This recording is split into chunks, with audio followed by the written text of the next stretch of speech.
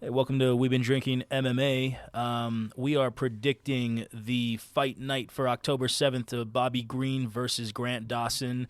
And this is the prelims. First fight, it's Montana De La Rosa versus JJ Aldrich. It was a 2 weeks notice replacement for another fighter named Stephanie Egger.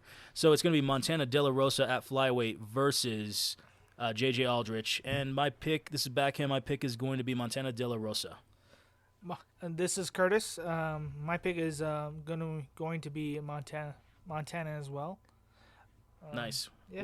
How do you think she gets it done, bud? By wrestling and grappling. She's fought higher level people. Seriously. JJ is a journey person that's still in the UFC. Granted, she should be here. She's from Colorado, believe it or not. Mm-hmm. Cool. USA person. Nice. That's fought lower level and's been losing to that lower level as well. Yeah. So I think Montana's facing higher level people, even though she doesn't have the greatest record ever. I think she's gonna out-grapple, out-wrestle her, and I think she's gonna get the win. Absolutely. JJ Aldrich stepping in on a week or 2 weeks notice, and she is 18-12. And then Montana De La Rosa is 12 wins, 8 losses. Sorry, JJ Aldrich was 12-6. So technically Aldrich has the better record on paper, but like Lousy said, like Curtis said, on the people, on the caliber of people they've fought, right? The losses that Montana De La Rosa had, even though she's had 8 losses, it's like in the last 2 fights, Tatiana Suarez, who's going to fight for the title very soon and probably take the title. Let's be honest here. Macy Barber, she lost to her. Macy Barber is a top 10 fighter, and then she knocked out Ariane Lipski, who Ariane Lipski, had a decision win 2 fights ago over the opponent JJ Aldrich here. So, that type of thing where Montana De La Rosa can beat the people that beat JJ Aldrich. And it's because of what Curtis said, is that Montana De La Rosa has phenomenal wrestling, grappling. She did lose to Tatiana Suarez because of the grappling, but because Tatiana's a specialist. But, if you look at it, JJ Aldrich, she did win her last fight against Liang Na with a TKO, but that was because Liang Na tried to go for some takedown but had 0 top control, and then JJ Aldrich just reversed it and then just ground and pounded her. It was very easy. You can tell Liang Na is just not on a good level for the UFC caliber, and so it was a very easy win for JJ. But before that, she had a decision loss to Ariane Lipski, and then she got submitted in the second round by Erin Blanchfield. So, Future champ. Yeah. And so, the caliber of opponents is what we're talking about. I think Montana De La Rosa has phenomenal ground and pound. For flyweight, she does damage on the ground. She's got elbows, punches. She's got, aggressiveness.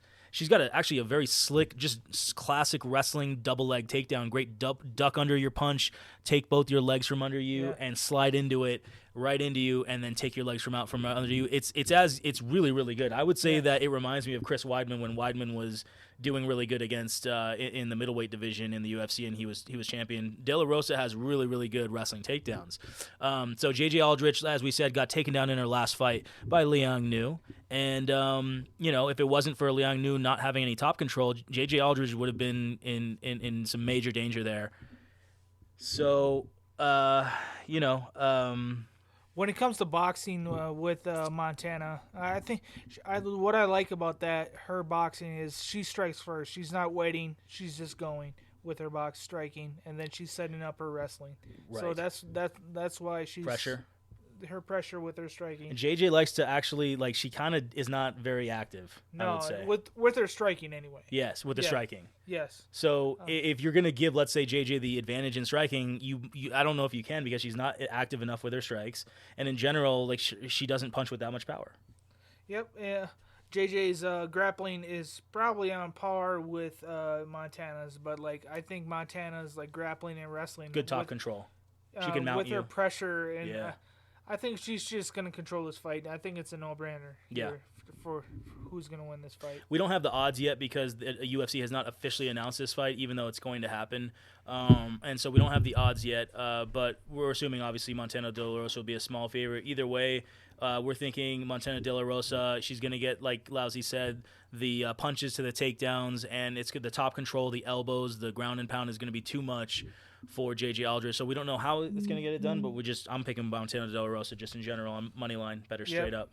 This is We've Been Drinking MMA. This is the second fight on the prelims for Fight Night Bobby Green versus, what's his name? Grant Dawson. Grant Dawson. All right. So this is backhand. My pick is going to be Mateus Mendonca. I'm going Mendonca as well. And once I know the props for this fight, I'm probably going to go Mendonca by KO as well. Yeah, so I forgot to say, sorry, the matchup is Mateus Mendonca versus Nate Maness at 125 pounds. We're both going with Mendonca, Mateus Mendonca. He's 24 years old, and Maness is 32. And you know, the thing is go ahead. No, I was going to say, but just the records. Mateus Mendonca only has one loss. He's 10-1, and Nate Maness is 14-3. Nothing about Maness's fight IQ or fight style is technical. Right. In my opinion. He's just a lower level type fighter. Yeah. He's still in the UFC, so anything might happen, but nothing about his fight style is high IQ or bad decision maker. Like he's not setting up anything. He's just going in there to fight. So yeah. I'm going with Mendonca because he has crisper strikes and he throws with some intention. Yeah. To hurt. And he doesn't just walk into punches. Nate Maness is literally walking into punches. Yeah. Like legitimately. Looping, striking. Right. Like Mendonca is going to see those punches come. Maness almost looks, I mean, I don't like to talk trash, and maybe this is some kind of trash talking, but yeah, Nate, you do. Yeah, I do. I mean, we all like it. We've been drinking MMA. Yeah. We have to talk a little bit, right? But Nate Maness literally looks like he's doing a different sport sometimes. like he doesn't know he's fighting. Yeah, like he's doing like synchronized dancing or some shit, and he's just walking around, like moving to the left for no reason, and then he gets clocked. I mean, honestly, I don't know what he's doing in there. Have you ever seen a fighter like him? Quite like him? Not like that. And that's in the most negative sense ever. Is what we're meaning it by. I'm sorry if there's any Nate Maness fans, but in our opinion, I don't think there's there's always a way that people can lose, but Mendonca is probably a lock. It's that type of even though he's Mendonca is minus $250 to make 100, but the way we're talking about him, the way we believe he's gonna wipe the floor with Maness is basically that it feels like it's more like 6-1, 5-1 type stuff, 500 to make 100. So get your money in early. Yes, this is one of those fights that will go up and up and up. Like it'll be so expensive by Friday. Yeah, probably. So that's our pick, Mendonca, and I'm gonna look at the Mendonca by KO when it comes on Tuesday or Wednesday. I'm not exactly sure, but one of those days, look at the money, and if it's a better money than what you're thinking, go for it. Yeah, but we're high on Mendonca for this style matchup for sure. Mateus Mendonca is our pick. Like, subscribe, comment. Thank you. We've been drinking MMA. We are talking about the Vanessa Demopoulos versus Kanako Murata fight. My pick is Kanako Murata. Yep, and this is backhand, and my pick is also Murata. The reason I'm picking Murata, she is stupid strong for this weight division. Yeah. Whatever she ragdolls people as far as wrestling. Former Invicta champion. Yeah. I mean, that's saying something. That was basically the women's UFC before UFC. Before the UFC started, the Invicta was the way to go. That was the tier. That was UFC for women. Yeah. She's just a better fighter than Demopoulos as far as just fighting. I think in general. Maybe I'm wrong about this. What do you think about that backhand? She's so fast, isn't she? She's in out. I just in general. I mean, this fight is taking place at strawweight, 115, and it's one of those fights where Vanessa Demopoulos she will exchange. However, she's not that fast. That's a problem for her in this matchup. I mean, it's fast versus slow, and then you got Murata, who is just her leg kicks are really fast, I would say. Yep. And Demopoulos, you know, she loads up a little bit on the leg kicks. It's just kind of easy to see coming. So if it's a leg kick battle, Murata wins, right? If it's a punching battle, Murata can punch and then get out of the way. And then on top of that, Demopoulos doesn't have much power. That's why, you know, she really has a lot of decisions. She leaves herself open with the. She gets hit a lot, doesn't she? As far as like, she goes all out with her striking. Demopoulos? Yeah. Yeah. She leaves herself open. She's not punching and then hitting and moving at all. Yeah. She likes to kind of stay in that pocket. Stays in the pocket. Overall, she has a good distance, but then when she gets into exchange, she doesn't just throw a smart punch and move. She kind of stays in there for a combo. And that can be detrimental against an experienced champion like Murata. That's correct. But the one thing is that you were saying is that in Murata's last fight, she lost by TKO doctor stoppage because her arm was broken. Her elbow. Her elbow dislocation versus Verna. Her last fight. Yeah, Jandiroba, Yeah, Jandiroba. Who's number 13 in the world, by the way. Other than that, yeah. Yeah, the doctor stopped that fight in general, and like I'm kind of leery on not putting any money on this fight because I don't know if she's rushing into another fight or if that arm is actually like 100% or anything like that. Right, Murata's minus 370, which is a hefty favorite. That's a big price. To take. $370 to make I think she's a better fighter like that, but right. I don't want to put any money on this. It's like this is the one fight where you would want to maybe see around and see is Murata's what was it, her left arm or I think it was a left arm was just hanging on for a whole round, hanging down there by the waist.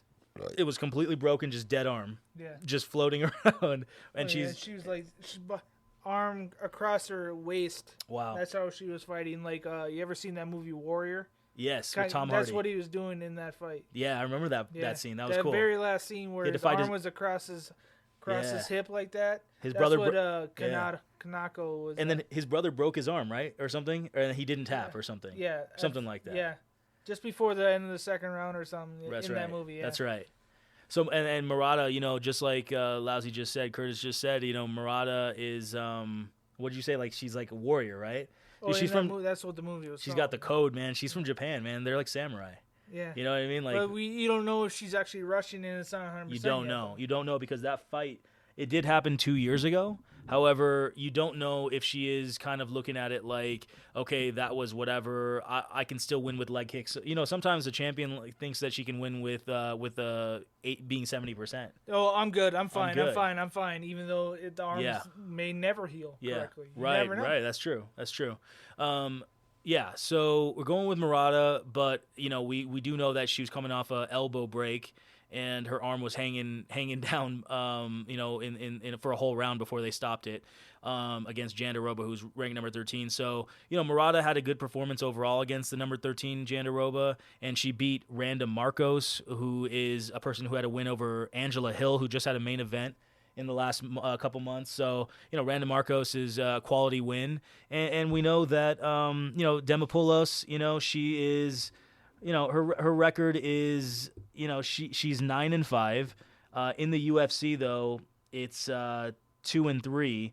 But her wins are against people who aren't as quality opponents. You know, got women who have only had one win and things like that. So, you know, overall, Murata's the pick. We're just a little bit leery, and we want to see maybe how she's performing in that first round to make sure that elbow's okay and that it doesn't, you know, re-break or anything. I would live bet it if you are going to put money on this, but I would suggest not putting any money on it. Right. Like, subscribe, comment. We want more people to hear this, so please do. For the YouTube algorithm. Appreciate you. This is We've Been Drinking MMA. This is the fourth fight on the prelims of the UFC Fight Night. Bobby Green, Grant Dawson. This is Aoriqileng from China as that bantamweight, 135 pounds, versus Johnny Munoz. And this is backhand. My pick is Aoriqileng. This is lousy. My pick is Johnny Munoz. But I'm going with backhands prop bet. I think it's going to go the distance as well. I'm thinking, man, dude, Munoz backs away so fast. He's so great at evading the one big weapon that Aoriqileng has, which is the leg kick. Yes. So it's like Aoriqileng has these super fast leg kicks, but Munoz backs away from the leg kicks super well. Like that's like his one of his talents. His striking defense. His specifically striking defense, specifically the leg kick defense is like amazing. Very fast at getting away from it. So I feel like distance is actually the bet that I'm gonna do, that I'm really focused on, because it's a 50-50 fight. Minus 110 for each fighter, 110 to make 100. It's literally dead even on the bookmaker's eyes for good reason. Like I just said, one of them's a leg kicker and the other guy's phenomenal at getting away from leg kicks. On top of that, Munoz got the grappling. Aoriqileng showed that he can get up, but that doesn't mean that it's going to be so easy to get away. Munoz can hold him against the fence. There's a lot of things that can happen. His pace with Munoz. Munoz is a good mover. Yeah. He's just a good mover. He punches on the run. There's a lot of things that can pose problems. When you have a guy punching on the run, it's not the same thing when somebody's standing in the pocket with you. And Aoriqileng, he is a good athlete, but he's not nearly as fast as a mover. That means he's taking angles after he strikes you. He's taking angles like he goes off to the side. Yeah, he's a talented puncher, Aoriqileng as well, but Munoz is just fast. Yeah. He's just fast. So how are you going to time a fast guy? Yeah. It's going to be a hard matchup for, honestly, Munoz in the matchup style. Look, he evades the leg kicks. He can put the fight where he wants it. We take you to the fence, take you to the ground, punch on the run. He's more dynamic, faster. So Munoz has a style matchup to beat Aoriqileng, no doubt. But then Aoriqileng is just a talented guy who can get up off the ground and has good strikes overall, super fast leg kicks. But like we said, Munoz can evade him. So that's why I'm thinking distance is what I want to probably bet. Yeah, distance is probably more than the actual person here. All 3 rounds. Qileng he can get. If he does get taken down, he can get up. Yeah. Munoz does not have the best striking in the world, so Munoz is not going to knock him out, and he's not going to keep him down. So. Yeah, and it's like, for me, I think they're both good athletes. Straight up, like, they just belong in the UFC. They're good athletes. The way they move, their balance, it's just good quality athletes.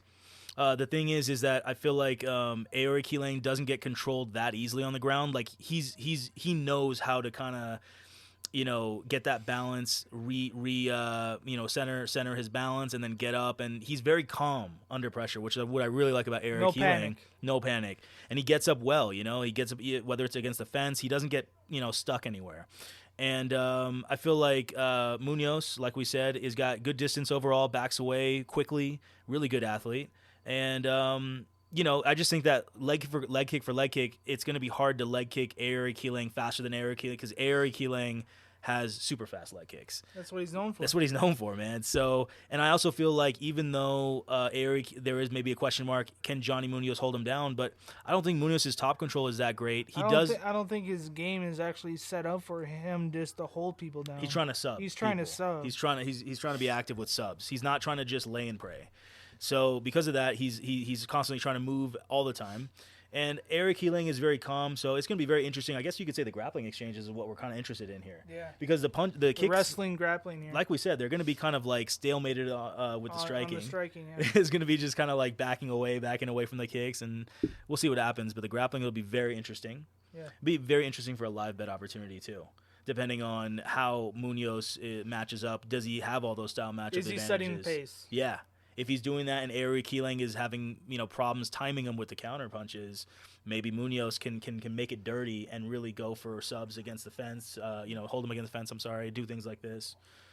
Like Qileng is not having the leg reach, like keeping him at bay. Yeah, Munoz doesn't close that gap, it's gonna be a problem. Munoz has a 2-inch reach advantage too. So, it's going to be an interesting fight as far as the style matchup. Let's see how it gets neutralized, and it's going to be very interesting from a chess match point of view. Yeah, so going the distance. Going the distance is what I'm thinking. But, Curtis had Munoz, and I had Aoriqileng, but ultimately we both do agree that distance is definitely happening. I'm not betting the person. I'm betting what the fight's actually going to do, so I'm going the distance. Absolutely. Hey, please like, subscribe, and comment for the YouTube algorithm. This is the 5th fight on the prelims of the UFC Fight Night. Bobby Green versus Grant Dawson. This is Chris Gutierrez at bantamweight, 135 pounds, versus Montel Jackson. And my pick is this backhand. My pick is going to be Montel Jackson. My pick is going to be Montel Jackson as well, but I have no confidence in who to pick on this one. I'm just going by Montel Jackson's throwing intention. So that's why I'm going. Chris Gutierrez is a ranked fighter. Yeah, number 13. He's actually a really good technical striker. Yeah. He has a lot of those feinting feints and twists with his hips to make it look like he's kicking type stuff. Yeah, as far as like talent, kicking and striking, he does a lot of like flare type striking, like, as far as like spinning and he does a lot of that stuff. Montel Jackson is not that type of guy. No, yeah, exactly. I would say Montel is very by the book, textbook. He's textbook. He's a defensive striker, but he throws with some like heat. He can throw with some heat. I mean, his overhands are powerful when he wants to be. I just think that he's figured out a recipe for success, and that's got him to 13 wins and 2 losses. So not bad. The defensive style is working for him. But if someone wants to come and be aggressive, he doesn't just need to back away. He can go ahead and throw a check hook, a check punch that can hurt you. He can stand in the phone booth too. Yeah, exactly. When he wants to be aggressive and he feels like he has you hurt, he does have killer instinct. And he will step in and throw something with intention, with power, and with some speed on the punch. So Montel Jackson is 13-2, and he's the favorite. He's minus $200. $200. He's not even ranked yet. He's not even ranked yet. He's $200 to make 100 against number 13 in the world, Chris Gutierrez, who is in fact coming off a loss against a guy who's like top 8, Pedro Munoz. Yeah. You know, who's fought against former champions and knocked out former champions like Cody Garbrandt, right? So, but like, do you think Montel Jackson sets a pace? Like goes forward, like keeps coming. Is that him? Because I could say Pedro Munoz is. Munoz does. Yeah, Montel, I don't know if he does that. No. The way I look at it is this, and this is why I'm going with Montel, and I'm confident in Montel in this fight. I'm not super confident because Chris Gutierrez ranked. You know, it's like to bet against a ranked fighter, and you have to pay $200 to make 100 on an unranked fighter. It's not the greatest deal. However, the way I see this fight is Chris Gutierrez stands too close. And is there to be kicked on his legs and on his body, and also there to be punched. Proof is how he threw a leg kick, and Munoz just countered it with a big overhand and knocked out Gutierrez, and Gutierrez is the longer ranger fighter. Yeah. And Munoz was just able to knock him down in the first. And that's why it happened, because Gutierrez stands too close. Montel keeps really good distance. This is huge also. Montel Jackson has a 75.5-inch reach advantage, 8.5 reach advantage, 8.5-inch reach advantage over Gutierrez. Yes. Ridiculous. 75.5 is what his reach is, and he has 8.5 inches more than what Gutierrez has. At 67-inch for Gutierrez. Yes. This is ridiculous because if basically the thing about it is Gutierrez does not throw enough punches. That's his problem. He likes to be flashy, like Curtis said, and he likes to do some like spinning elbows, spinning back fists. Against a guy like Montel who keeps really good distance, Montel's not going to be there to be hit by a spinning back fist. Montel never overcommits. Yeah. Montel is very smart and defensive, and when you come in like Gutierrez sometimes does by standing too close, then Montel will throw a kick back up, throw a check punch back up, check you with a punch. So Montel is going to be landing with punches and kicks, and Gutierrez is only going to have kicks. Problem is that Jackson is good at backing up, and Gutierrez might not even land those kicks. With that reach in general, do you think 8 inches. He could get some takedowns because of that reach? Like, he could grab the guy and take him down because he has a bigger reach. That's another great point, man. Montel Jackson, he's smart. Like we're saying, he's 13-2 for a reason. He will, at the end of rounds, he will literally use that reach, use that defensiveness to, throw something and then rush you against the cage and hold you against the cage just to make sure he wins at the end of the rounds. So he's a winner. He knows how to win, and in the judges' eyes, if it's a close round and then Montel just goes ahead and holds you against the cage for like 20, 30 seconds at the end, he's going to clinch these rounds. Gutierrez doesn't have that mindset. Gutierrez has a kill or be killed type of mindset.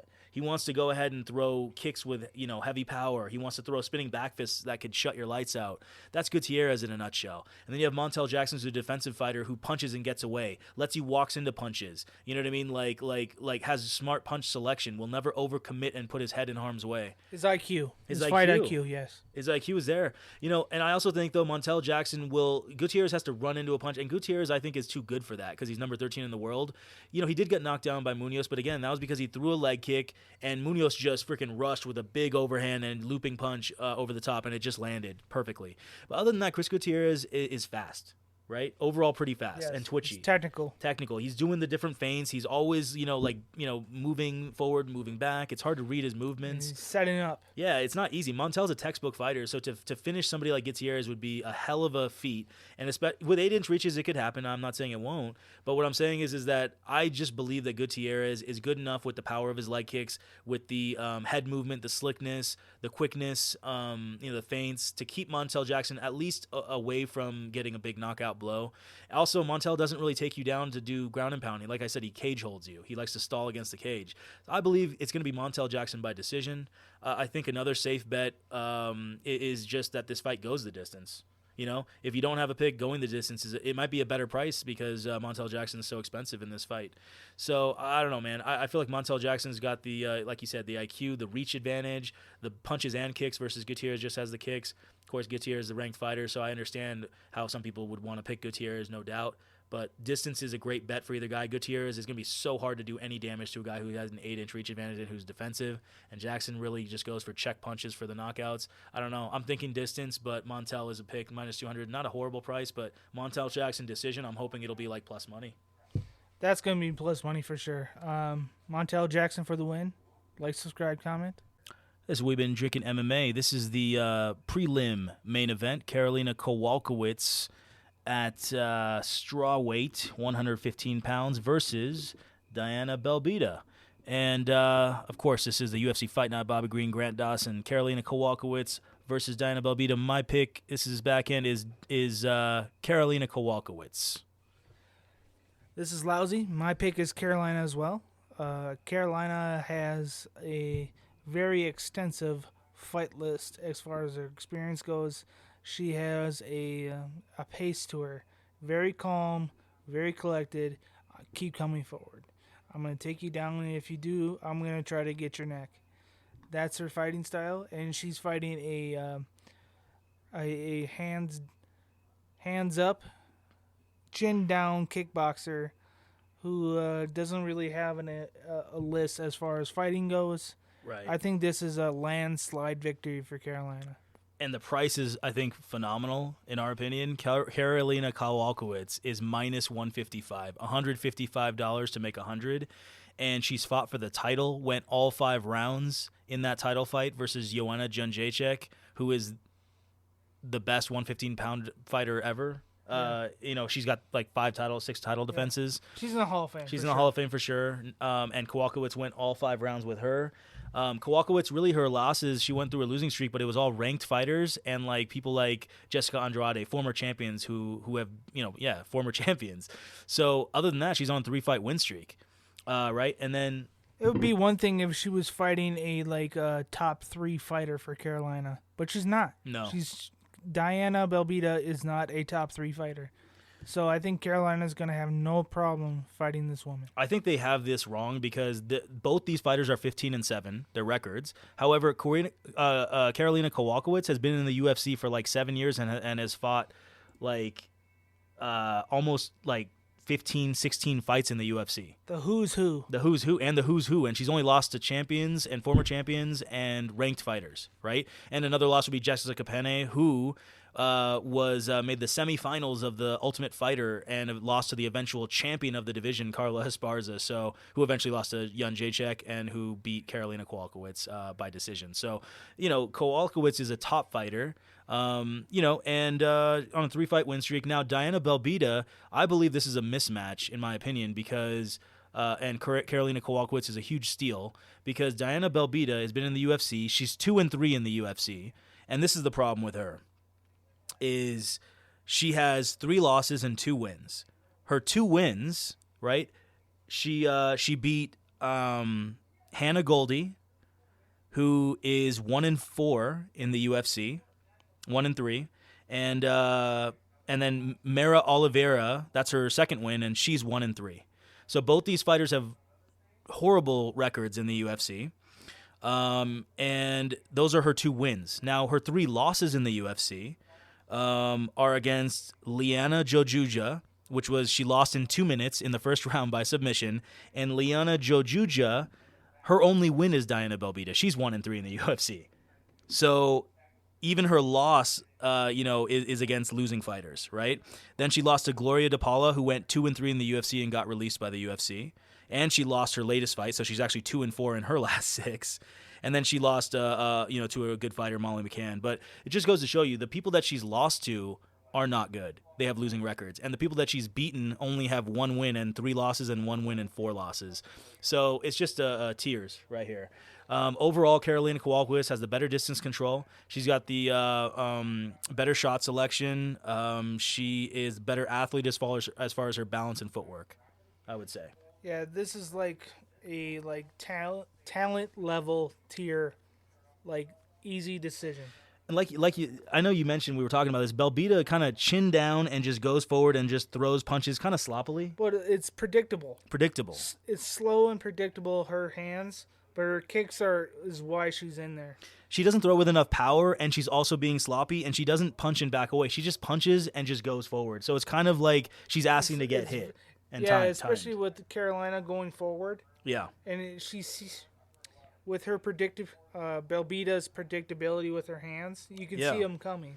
So she's going to know what to do. And like you said, Diana Belbita doesn't get out of the way after she punches, so she's really easy to get taken down. In fact, even in her last win versus Mara Oliveira, she basically just got hit a lot, and she got taken down in all the rounds. Even though she got back up, she got taken down in all the rounds. What do you think someone like Karolina Kowalkiewicz is going to do? Easily can punch, get away, leg kick, take you down, do whatever she wants, basically, to Diana Belbita. I understand the odds makers are keeping this close because they're both 15-7, but it's a complete different quality of fighters that Kowalkiewicz has lost to versus Belbita. So, the pick is easily Karolina Kowalkiewicz. I love this price of -155.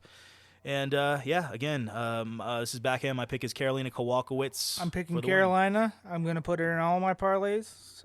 Easy decision for me.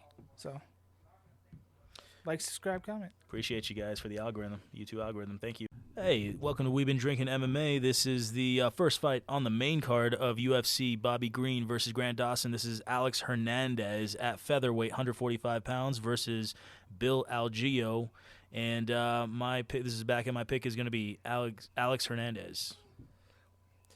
Hello, this is Lousy, and my pick is going to be inside distance. But if I were to pick a fighter, my pick is going to be Bill Algeo.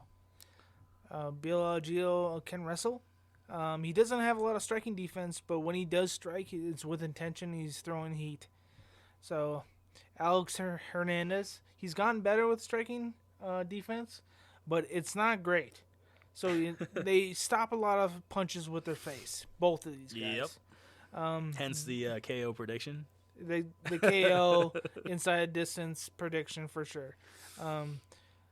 Bill Algeo has the reason he gets punched a lot is because he has that karate style with his hands by his waist. He kicks a lot. Hernandez used to have his hands open. That's why he's trying to counter. He got bloodied up. A lot of Many fights. A lot of fights. He's thrown with intention as well. That's why he has a gas tank. That's only 1 round. This is a 1-round type of fight. So I think first round knockout by one of these people. It's going to be exciting first round. Yeah. Fast starters, right? Both of them are fast starters. It's going to be very interesting. This is Bill Algeo is the favorite, -140, 140 to make 100. And it's a close fight on the odds, 1-inch reach advantage for Algeo. He's 6 feet tall, which is super tall for a featherweight. Hernandez is only 5'9".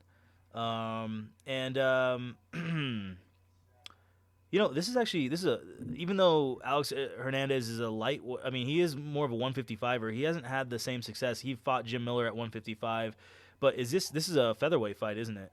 So Hernandez is essentially going back down in weight, which, that's the problem. Another problem with gas tank. This is at featherweight at 145, so he has to cut that weight. He has to cut that weight, and he fought Billy Q, at 145, and the gas tank issue happened.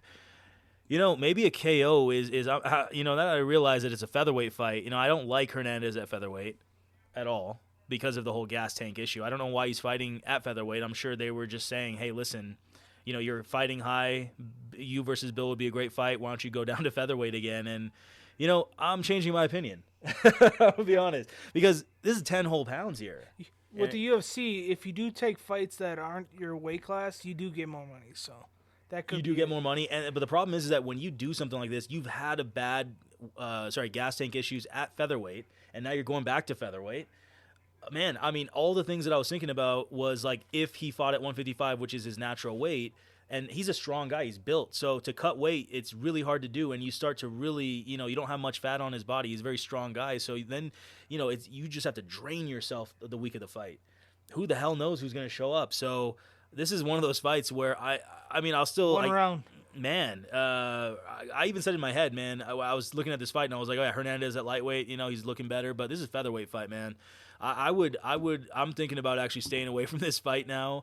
And in general. In general. For picking a fight, or do you think it's fighter. inside the distance? Inside the distance is a very, very nice proposal. I would love to see the odds on that on Wednesday when it comes out, Tuesday or Wednesday when it comes out on DraftKings. As long as it's reasonable. If it's plus money on a KO, oh hell yes, I'm thinking about that. You know what I mean? I'm thinking plus about anything. That seriously. Plus anything. Plus anything. Plus anything. Yeah, bet 100 to give me 101, and I'll be thinking about a KO. Especially with Hernandez with gas tank issues. Especially that, and Algeo punches hard with his hands down. Oh God, yeah. And Algeo is a guy that just keeps going. He has an arsenal of kicks, and he's all types of kicks from all these different angles. He plays cat and mouse games with people. He draws them in, and then he can counterpunch KO you with short punches with power. I mean, that's why it was a dangerous fight to begin with, and why he's the favorite. Now I realize for sure. I mean, why he's a favorite is because it's his weight class, man. And there's a reason why people stay at their weight classes. Not only for you don't want to move up in weight against a guy who's bigger than you. You know where you're getting. Your body is at that weight for a reason. When you cut and you've had bad performances in the past, like 2 fights ago against Billy Q, where he gassed and he got bloodied up and knocked out. That's a thing that thinks in my head. Okay, in featherweight, he's had 2 losses in a row at featherweight, right? So that's what I'm thinking about. I don't think about how he's improving anymore. I'm just like, dude, gas tank issues. Why is he taking this fight? This could be a money grab, and this could be a fight that ends quickly for either guy. Maybe Hernandez just says, you know what, I'm losing gas. Let's go. And Algeo will be his dance partner. Algeo will throw, and he will throw kicks and everything. In the phone booth. In the phone booth. Algeo will play games, but in the end, he's down to clown, if you will. Yeah, I mean, he is down to see who is the better man that night and just go for the kill. Back. Kill or be killed. It's crazy. I really feel now at featherweight this is a kill or be killed fight. So, looking for the KO money. Let's go for that one now. Inside distance is our pick. Like, subscribe, comment. Thank you. This is We've Been Drinking MMA. This is the second fight on the main card now for the UFC Fight Night. Bobby Green, Grant Dawson. This is light heavyweights. But these are power punchers here. Philipe Lins versus Ion Cutelaba. This is backhand. My pick is Philipe Lins. My pick is Philipe Lins as well, but more specifically, I think he's going to end up in a knockout in this one. Looking forward to that. Yes. Philipe Lins used to be a heavyweight. Yep. He is now a 205er. He came down last fight or the fight before? 1 and 2. I think, yeah. He beat Pratch. He's on a 3-fight win streak, I think, at light heavyweight. Prachnio knocked out Ovis St. Preux. Yeah. And then he beat Maxim Grisham. Decision. Yeah. All 3 great fights. Put on good performances. Like I said, in light heavyweight, he still has that power. He has the power. He hasn't lost it. And he's lighter on his feet now. Yes. So he's moving around with his feet work and still having that power. He's not looping with his strike is. Mm-hmm. His strike is, by the way. That's a word. So he's coming with his power. Coming with the power. And he's more set up with his technical.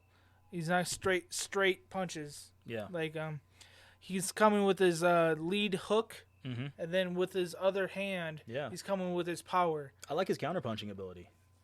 For a light heavyweight, he punches pretty fast going backwards too. He had defensively counterpunching as well. He had problems with that at heavyweight.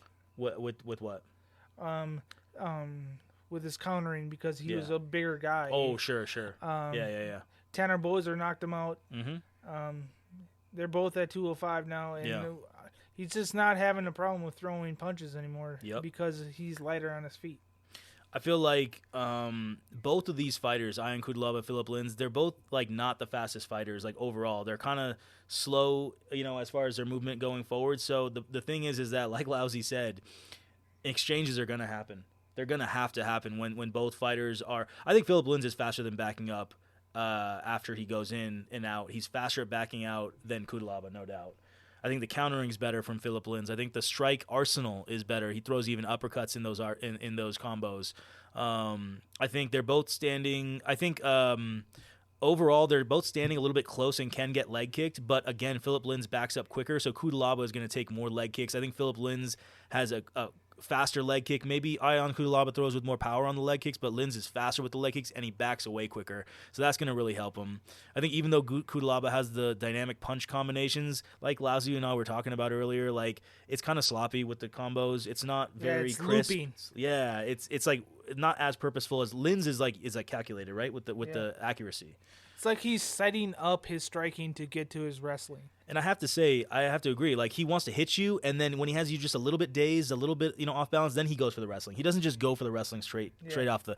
So, I mean, that's the kind of thing, is that he kind of does, like Lousy said, sets up the takedowns with some punches that can land. But his top control is not the best. People get up off the ground all the time against him. And, he does have a pretty good record. His losses are usually to the ranked fighters and good fighters and fighters who are usually fast. Philipe Lins isn't the fastest fighter, but he does have pretty fast hands, and he's fast at backing out of the way. And it's gonna be basically Philipe Lins with the striking advantage, and Cutelaba who's gonna try and mix in the takedowns. But I just feel like the takedowns, the top control is not quite there. I do feel like Lins has the better arsenal with the striking. So for me, I like Philipe Lins, but for me, I want to kind of see half a round and just see how Philipe Lins, how quick he is in backing away. I know Philipe Lins can do some good cage holding and do some decent grappling against the cage, and hopefully he can kind of get Cutelaba off of him when Cutelaba rushes him. And I want to just see that. And then when that happens, I'll be ready to put that bet on Philipe Lins. This is live betting. Live bet, yeah. He's plus money, and Ion Cutelaba is minus 140. He's the favorite, so Philipe Lins $100 to make 125. Even if Lins hurts him a little bit and Lins becomes minus 150, we know he can handle the wrestling. It's still a good price because we're thinking Philipe Lins is just more talented, better at backing up with strikes. Cutelaba really goes forward, like Lousy said, kind of sloppy with the combinations. I feel like we're both thinking that Cutelaba might be panic shot, going for panic wrestling. Yeah, he gets hit with clean punches. He's gonna feel the power and then. Yeah. Philipe Lins' third fight this year specifically. Yeah. Okay. And it's only October. Wow. I think he's maybe looking for another contract. Like he's like maybe his last fight on this contract. He's like, let's get this out and let's get another contract. He's confident. So he's gonna come out hungry, I think. Yeah. He wants to get a new good contract. Yeah. He wants a KO win. He wants that win. He KO'd Ovince St. Preux. That's no joke, Convincingly. man. Convincingly, like great combination punching with the uppercuts, and it landed. He knocked him down, he got back up, and he knocked him down again. That's happened now. Man, I mean, Cutelaba's not the fastest guy. I would say he's slower than Ovince. Yeah. So this is a situation where Cutelaba is not fast at backing up. He's slower than Ovince. He's sloppy with his punches. Lin's a great counterpuncher at light heavyweight.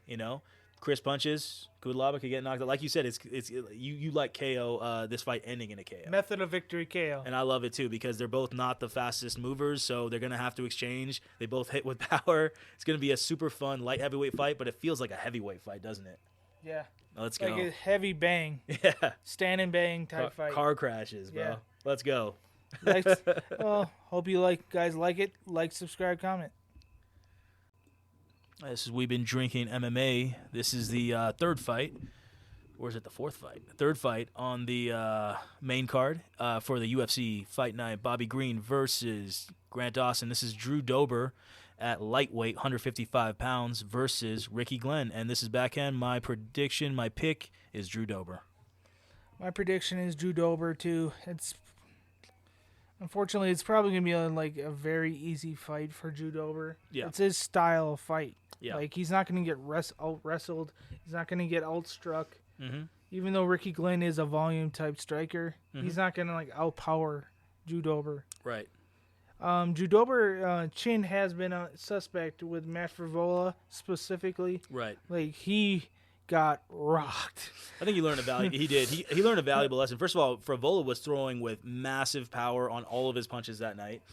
And Drew Dober was in and out with his fast punches, and he happened to throw one big punch to the body, and he thought it was going to push Frevola back, and Frevola just answered with a huge overhand, and it just knocked Dober down and just finished him quickly. But I just feel like Drew Dober, that's what happens when you're going against a power puncher. You can't just throw the body and stick there. You gotta stick and move always against a power puncher. 1-2 out. Always go out. Get the hell out of there. Because it's just a bomb that's waiting to explode on you. So can't stand in the phone booth. I feel like I agree with you, man. I mean, obviously, Drew Dober's a huge favorite. Minus $480 to make 100, and it's probably going to keep going up throughout the week. So minus, it's a hefty price. But Drew Dober's a ranked fighter, and that's why it is a hefty price. Even though it's crazy because who's main eventing is Grant Dawson. This fight card, Grant Dawson is fighting Bobby Green. Grant Dawson is a minus 400 favorite, and Ricky Glenn, who is Dober's opponent in this fight, Glenn had a draw versus Grant Dawson a few fights ago.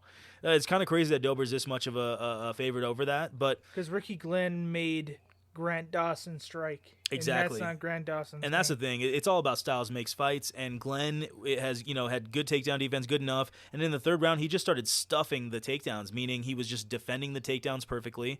He just saw Grant Dawson going for his legs and just, put the hand on the guy on Grant Dawson's head or on his shoulders and just moved out of the way. Simple as that. He read the wrestling, and he was good at that. But as far as striking, that's what we're talking about here. We're not talking about wrestling. This is striking against Drew Dober. And, Ricky Glenn just walks into punches. You saw him walk into punches versus Christos Giagos and get knocked out in the first round. He doesn't have any distance control. And because of that, Drew Dober is one of these guys who's a ranked fighter, and it's not because of his wrestling. It's all because of his striking. And he's got, quick, powerful punches, combination punches, fast leg kicks. And it's just going to be bad for a guy who's just walking into punches, So that's why Drew Dober is a massive favorite. And I think Drew Dober will learn from that lesson against a power puncher. Ricky Glenn is not a power puncher. There's no threat from Ricky Glenn in this fight, in my opinion. He is a volume striker, and Drew Dober is more of a power guy. So. He is power, but at the same time, Drew Dober, he can break people down. And just Glenn just walking into punches means that I feel like even Dober by KO, I want to see that price when it comes out on Tuesday or Wednesday, and I want to see that. That's the only way is by propping this, unless you want to put Drew Dober on a parlay. I want to throw him on a parlay for sure. Yeah, there you go. No doubt he'll be part of a parlay. Thanks for listening, guys. This is kind of self-explanatory. Glenn is not a striker, and Dober is just going to take him out, in my opinion. So, yeah, like, subscribe, comment. This is We've Been Drinking MMA. We are on the fourth fight in the main card, Alex Morono versus Joaquin Buckley. I'm going Joaquin Buckley. Yep, and this is back end. My pick is going to be Alex Morono. And, Buckley's the favorite in this fight. Joaquin Buckley is minus 175, 175 to make 100. He's got a 4-inch reach advantage over Morono. And could be a very interesting fight. They both throw with some heat. Buckley with a lot more power, and Buckley with the amazing head kick knockouts that we all crave. So everyone, whenever they watch Joaquin Buckley, we're always waiting to see if he's going to throw those special spinning kicks to the face. The flare. Yes, and you never know when he is ready for it, man. He can really just change a fight with one strike. Morono's not that type of a guy who can change a fight with one strike. No, he's just not. Volume puncher. And he's a BJJ guy, so yeah. Yes, I feel that's what I think he's known for anyway. Mm-hmm. Yeah, I mean, to be honest, they both were doing good. Like Joaquin Buckley is 4-2 in his last 6, and the only 2 losses are against the guy who main evented versus Sean Strickland, the current champion, about 2 months ago or 3 months ago, and then Chris Curtis, who's a perennial top 10. And then his wins are against, Albert Duraev, who we got respect for, Alhassan, who is the co-main event in this card. We got Arroyo, and then Andre Fiallo, who he knocked out currently in his last fight.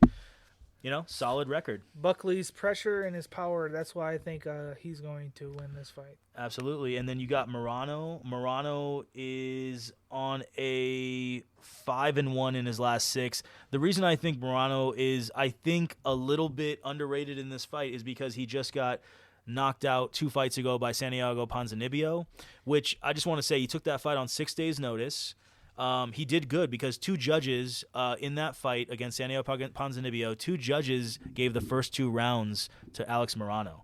And in the third in the third round, Morono just, Ponzinibbio, they were trading, and Ponzinibbio just hit him with something that stuck. And Morono just, froze standing. He got hit, and he got stuck. It stuck him, and it just, fell down after that. I think 6 days' notice is really tough to get the conditioning up to handle, a 3-round fight. But if Morono just stayed away, theoretically, if Morono just ran away for that round, he would have won the fight because 2 judges had him up 2 rounds. So in a 6, I'm just saying, Ponzinibbio, I have respect for him. We all know he's a good fighter, solid fighter, who's been in the top 15 for a long time. He's got a win over Matthew Semmelsberger, Mickey Gall. We all know these guys. KO over Donald Cerrone. When Cerrone was not thinking about retiring. Tim Means, who just had a resurgence with a nice knockout win over Andre Fiallo. Tim Means got submitted in the second round by Alex Morono. Admittedly, Tim Means does get subbed a lot. He's got 6 submission losses. But anyways, it's a really good fight, I think. For me, Alex Morono, like Lousy said, throws with volume, and Joaquin throws with power. Also, Buckley has really gotten more patient, like Lousy said, and he's really trying to time people a lot better. Instead of just going head hunting, he's much more patient. And which is honestly fair. Once you head kick knock out somebody like Kasangane in your second fight in the UFC, you want to be that fan favorite who just goes for these crazy knockouts. And I think he started to develop who he was when he started realizing that you can't just do that against everybody. And now he's turned into more of a patient knockout guy. Which is very, smart, growth by him. Alex Morono is 12-5 in the UFC, and Joaquin Buckley is 6-4 in the UFC. So Morono has a slightly better record in the UFC. Joaquin Buckley has been KO'd 3 times, and Morono has been KO'd twice, but one of those was against Ponzinibbio, but no excuses, he got KO'd, and then the rest of them are losses by decision. I feel like Morono is one of those guys, looks like a tricky vet. He's been in the UFC for a long time now. He's got 15 fights or so, 17 He's a bag fights. of tricks for sure. Man, he's got a bag of tricks, man. He's going in and out all the time, hopping in and out, just like he's on coffee, a lot of caffeine, just in and out, in and out. He's very sneaky by manipulating that distance. You don't know when he's going to strike you. You don't know when he's going to throw a kick. He throws mostly punches, but you don't know whether it's going to be a 1-2, 2 punches or 3 punches. You don't know whether the first punch is going to get you or if he's setting it up for the third punch to hit you hard. He's really sneaky, and I think people are underestimating Morono's sneakiness, for lack of a better word. I think his punches are fast. His counter punches are fast, so he can hit you going backwards, going forward. I think one problem with him, though, is he does check leg kicks, and he gets out of the way of body kicks pretty good, but he does not block head kicks. And Joaquin Buckley's specialty is head kicks. So I could see this, Buckley ending it with a head kick. I honestly could right here. This is a dangerous, dangerous fight. So what I'm going to do is I'm going to bet Alex Morono. He is an underdog. I'm getting plus money on this. Plus 150. He's a better fighter. He's a better fighter overall. Buckley has just got power, and it's hard to just match Buckley punch for punch. And when Buckley is on his game, it's not easy to beat the guy. That's why he's the favorite. 4-inch reach advantage. Buckley, in my opinion, he's got good distance control. He's really been improving that distance control. He's not getting sloppy anymore. He's mostly a kicker, but he does throw combos with a lot of hooks. He throws lots of different looping hooks. And he's got fast leg kicks, head kicks. I feel like as the fight goes on, though, he is a power striker. But sometimes he gets a little bit close, and with Morono manipulating distance, it could be a little bit of a tougher fight than what maybe the odds makers are thinking. I think he has a huge reach over fighters at 170. I just think that maybe if he used his jab a little bit more, he would have maybe a better success rate and start winning by decision rather than having to win by KO all the time. He's got a huge reach. He's a very talented athlete. I just think that right now, the experience, the fact that Morono's 12-5 in the UFC and Buckley is 6-4 in the UFC, the fact that Morono's got the experience, he's been ranked higher than Buckley in the past, maybe not now. The fact that he's in and out and hard to read, it's going to be really, really tough for Buckley to time that. But like I said, Buckley with the head kick KO, totally possible. And so what I want to do is I want to bet Morono, and I want to see what Buckley is on Wednesday when the props come out. I want to see what Buckley by KO is, and I want to get some insurance. You know what I mean? Because Buckley by head kick knockout, and I saw Morono walking into head kicks sometimes. So I'm like, man, this could end in a head kick knockout easily by Buckley. I just think Morono with the in-and-out movement, with the higher volume of strikes, is going to land, and the judges are going to maybe score it for him on some of the rounds. it's gonna be a really good fight. But yeah, you're gonna get that insurance for Buckley by KO as well. Small bet on that. Joaquin Buckley for the win for me. Yep, and I'm going with Morono. It's gonna be a fun fight, guys. Like, subscribe, comment. This is We've Been Drinking MMA. This is the co-main event of the UFC Fight Night. Bobby Green versus Grant Dawson. This is at middleweight, 185 pounds. It's Joe Pyfer versus Abdul, Razak, Alhassan. And my pick, this is backhand, is Joe Pyfer. This is lousy. I am going Joe Pyfer as well, probably by knockout. KO. Pyfer by KO is the actual pick, man. He's minus 480, $480 to make 100, which is huge price. However, both these fighters have 100% finish rate, meaning when they win by finish, knockout or submission, and it's usually knockout with these guys. They throw with heavy power. Yeah, this is a phone booth, stand and bang type throwing, and I 100%. think Pyfer has more power. So Yeah. this is flat out, there's more power and it's faster. Faster, exactly. Like, why are we talking? Yeah, we done? I'm betting. That's what I'm doing. Yeah. The odd, you use them as a parlay because the money on this is kind of crazy. yes, minus 480 to make 100. We're waiting for Tuesday or Wednesday when the props come out and we can get Joe Pyfer by KO. Hopefully it'll be like minus 150 or 150 to make 100, something like that. They both stand too close. They both are phone booth fighters. The only thing is that Alhassan is just slow. And like Lousy said, Joe Pyfer is fast. He backs away quick from punches, and he's just a power puncher with really good timing. And Alhassan, he's a power striker as well, but he again doesn't move out of the way, and he doesn't have any really head movement that I saw much. And he's got slow head movement, slow reactions. Joe Pyfer does have one loss in the UFC by KO, but it was a fluke KO in my opinion. He got body slammed on his head. He actually put his hand down, and his head still got hit. Gray Maynard type style. Gray Maynard from Frankie Edgar. Phenomenal. Yeah. That was like 10, 15 years ago. That was a long time ago. Yeah. Nice, man. Yeah, exactly. He basically got, it was just ridiculous kind of thing, and it was like his early fight in the UFC. In fact, I think it was Contender Series. So it was like 5 fights ago.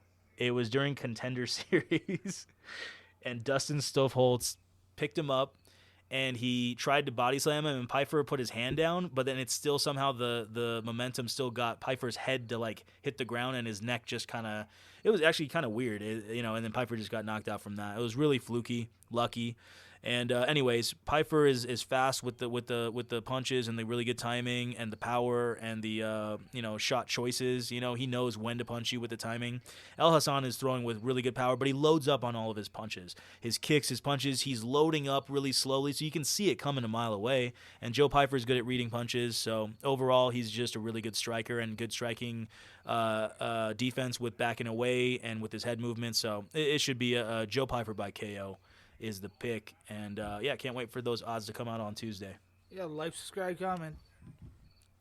This is We've Been Drinking MMA. We are on the main event, Grant Dawson versus Bobby Green. My prediction is Grant Dawson in a boring lay and pray fight. Indeed, I don't think he ground and pounds too much, right? Decision makes a lot of sense. For me, this backhand, my pick is going to be Bobby Green. He's plus 300, man. $100 to make 300. He's a live dog in my eyes. Just for the money, almost makes you want to bet it. You have to, man. I mean, honestly, like, it might be smart. Like, we'll see when the odds come out on Tuesday and Wednesday for the props. Like, what's Grant Dawson by decision? What's the fight going the distance? What's Bobby, and all that type of stuff. Bobby Green by KO or whatever, Just want to see all those odds, but overall, I just think, Grant Dawson is definitely getting better from fight to fight. I feel like, though, 2 fights ago he got knocked down. He did win it, and in convincing fashion. I think it was a submission over Mark Madsen in the 3rd round, but he got knocked down in the first, 2 minutes by a guy who is a nobody, and Grant Dawson is here in the main event.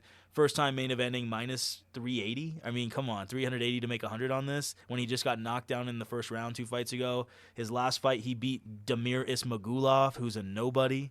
Well, he used to be a top tier fighter, Damir. Now top tier, never ranked though. He was ranked.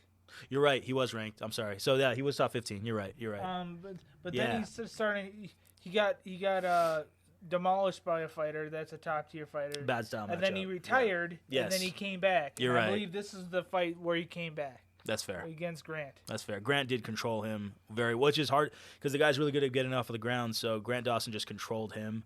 Yeah. Actually, I kind of remember that fight. I remember picking that fight. We actually did the predictions for that fight, I think. Yeah. But I remember, we were like, oh, Grant Dawson's going to control him or whatever. But listen, Grant Dawson is improving from fight to fight. I just feel like, he's not like a clean double leg guy. He can do that. But like against Ricky Glenn, who that was like 4 fights ago, man, he was doing good in the first round, dominating in the first.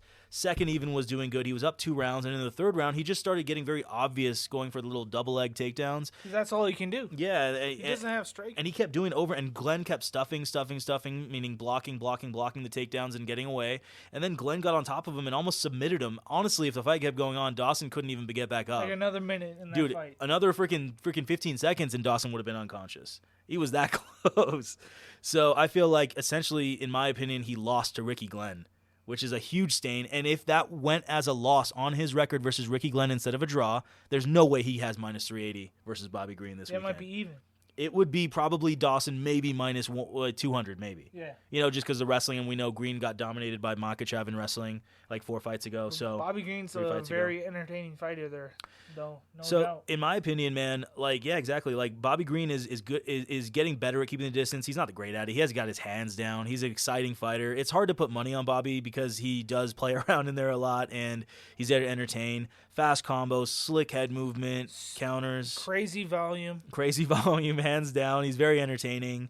Not like Tony Ferguson, obviously, he came back to fight Bobby Green, and Bobby Green was like minus 500 in the fight, minus 400, and big favorite. And, it didn't mean that much, obviously, at that point, beating somebody with that type of odds, especially Tony Ferguson coming off with that many losses in a row. Even though Tony Ferguson's a legend, it's still that many losses, and Bobby Green with the win, I get it. It doesn't mean as much as it should have been maybe 3 years ago or something, but Bobby Green did a good job, not getting taken down against the fence by Tony Ferguson. Like I said, I understand it doesn't mean that much.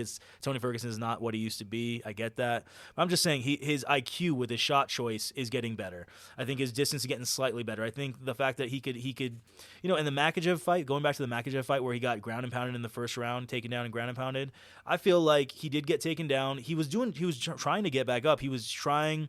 Makhachev just kind of mounted him on the back a little bit, but Green had like a minute 20 left in the round. Makhachev hit the ground a lot, didn't hit Green very clean, and Herb Dean stepped in. I feel before I just thought that Makhachev completely destroyed him, but then I watched that fight again yesterday or something, and I saw that, man, I think Herb Dean might have stopped that fight. Green got right back up and started complaining to Herb Dean. I really actually look at it like, wow, I feel like Green is a lot better than what people think at takedown defense, or at least getting up off the ground from wrestlers. And so I feel like all that is making this into hyperinflated favorite for Dawson. The fact that he did a draw instead of getting submitted by Ricky Glenn 4 fights ago, that is why he's overinflated. He should have lost that fight probably if it went on. He would have definitely lost, in my opinion. Bobby Green got destroyed by Islam Makhachev, but in reality, I thought it was an early stoppage. That's the reason why it's so overinflated. I think minus 200 for Grant Dawson would be a lot more realistic. And I just feel like Bobby Green plus 300, give me the dog. Give me the dog money. Yeah, plus 300 for a person. He's facing a guy that's one-sided fighter. If he's able to stop that one-sidedness of the other fighter, it's going to be an easy fight. If Green stuffs one takedown and lights Dawson up just once, just a little bit, the odds will become minus 150 for Dawson or something like that. I guarantee you. So my point is, even if it's a small bet that I'm going to do on Bobby Green, which is admittedly going to be a small bet, dude, if Bobby Green just stuffs couple takedowns, one takedown, and just hits him a few times, the odds are going to be completely different because everyone's going to be screaming for the hills like, oh shit, why did we bet Dawson at minus 400? Yeah. So it's one of those things. I think you're thinking Dawson by decision. Dawson by decision because his pressure and his wrestling. For sure. It's good. I think it's going to be a lay and pray type fight, and it's going to be boring. I want to see what the distance bet is, all that stuff on Wednesday. It's going to be very interesting to see that. But, again, just to sum it all up, my pick, this backhand, is Bobby Green. And mine is Grant Dawson. Thanks for listening, guys. Appreciate you. Like, subscribe, comment.